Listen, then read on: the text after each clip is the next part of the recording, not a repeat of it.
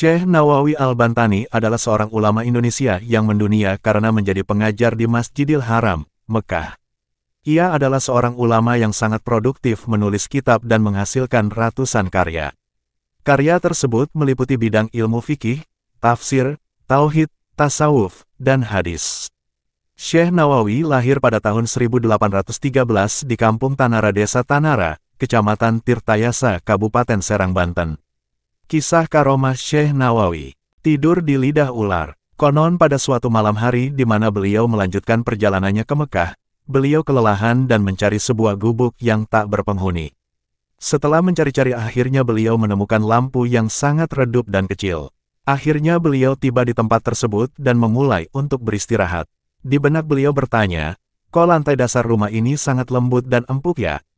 Saking lelahnya beliau tidak terlalu mempersoalkan hal tersebut, tidurlah beliau dengan meletakkan tongkatnya dengan posisi berdiri. Pagi pun datang dan beliau terbangun dari tidurnya untuk sholat dan kemudian melanjutkan perjalanannya. Setelah kurang lebih 7 langkah dari tempat peristirahatannya itu, beliau menyentuh darah dari ujung tongkatnya tersebut. Dengan heran kemudian beliau menoleh ke belakang dan menemui ular raksasa yang sedang beranjak pergi.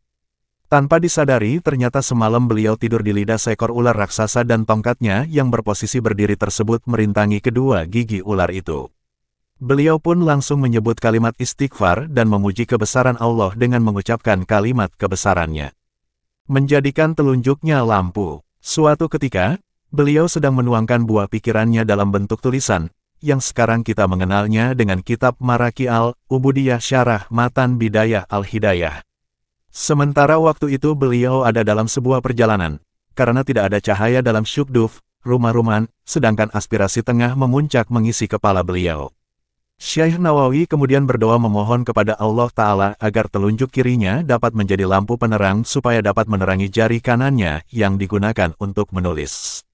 Kitab yang kemudian lahir dengan nama Maraki Al-Ubudiyah Syarah Matan Bidayah Al-Hidayah itu harus dibayar beliau dengan cacat pada jari telunjuk kirinya. Cahaya yang diberikan Allah pada jari telunjuk kiri beliau itu membawa bekas yang tidak hilang. Mengeluarkan buah rambutan dari tangannya. Di Mekah beliau mendirikan tempat mengajar, sekolah dengan murid yang lumayan banyak.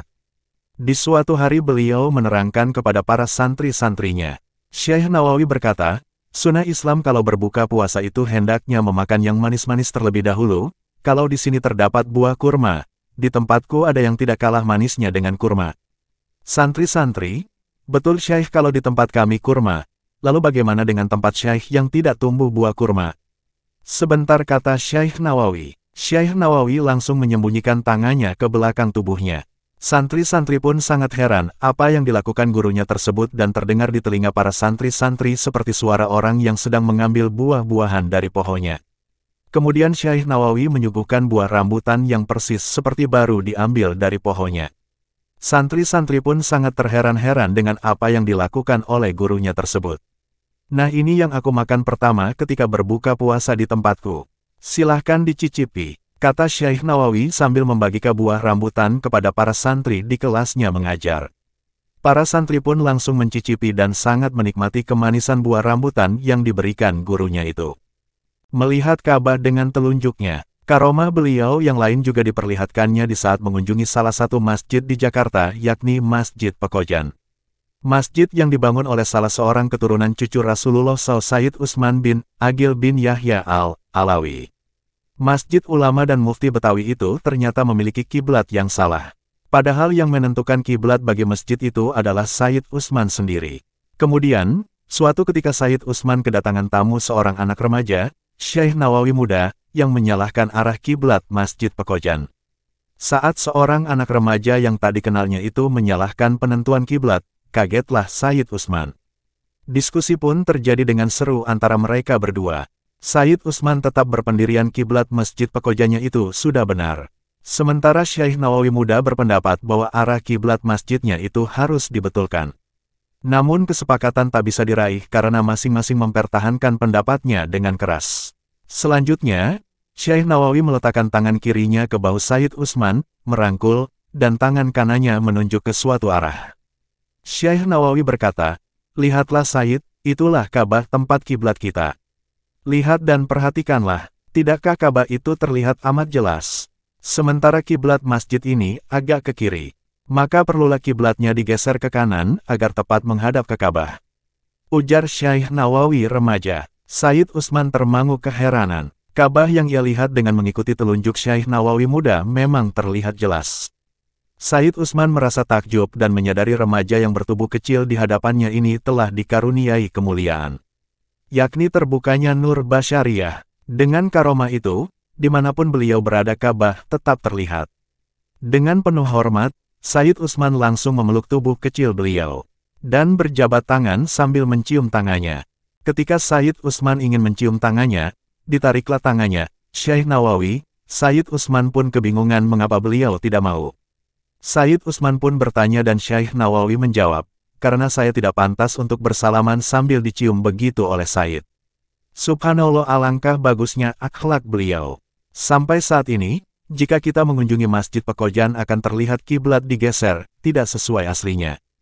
Karomah Syekh Nawawi Banten dan Belut. Kiai Tamat, 90, meriwayatkan salah satu kebesaran Syekh Nawawi Al-Bantani. Ia mendapat riwayat itu dari gurunya, Mama Ajengan Tubagus Ahmad Bakri, Mama Sempur. Purwakarta, Mama Sempur adalah salah seorang murid langsung Syekh Nawawi di Makkah. Syekh Nawawi adalah seorang alim yang seumur-umur tidak pernah memakan ikan jenis apapun. Suatu ketika, seorang Arab, tidak disebutkan namanya, mengejek kebiasaan orang Nusantara. Ia mengatakan, orang Nusantara itu memakan barang haram, yaitu belut. Menurut orang Arab itu, belut adalah ular, maka hukumnya haram. Meski Syekh Nawawi tak pernah memakan belut, ia yakin hewan yang umum dimakan di tanah kelahirannya itu halal. Maka ia mengatakan kepada orang Arab, bahwa belut halal.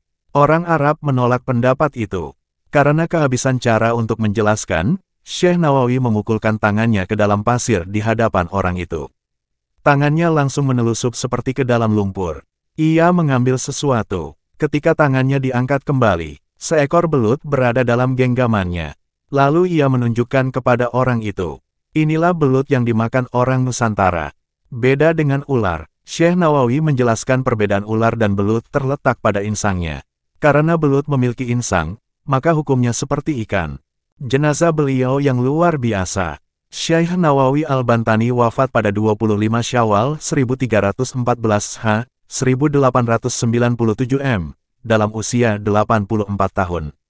Dan telah menjadi kebijakan pemerintah Arab Saudi bahwa orang yang telah dikubur selama setahun kuburannya harus digali. Tulang belulang si mayat kemudian diambil dan disatukan dengan tulang belulang mayat lainnya.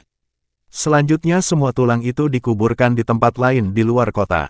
Lubang kubur yang dibongkar dibiarkan tetap terbuka hingga datang jenazah berikutnya terus silih berganti.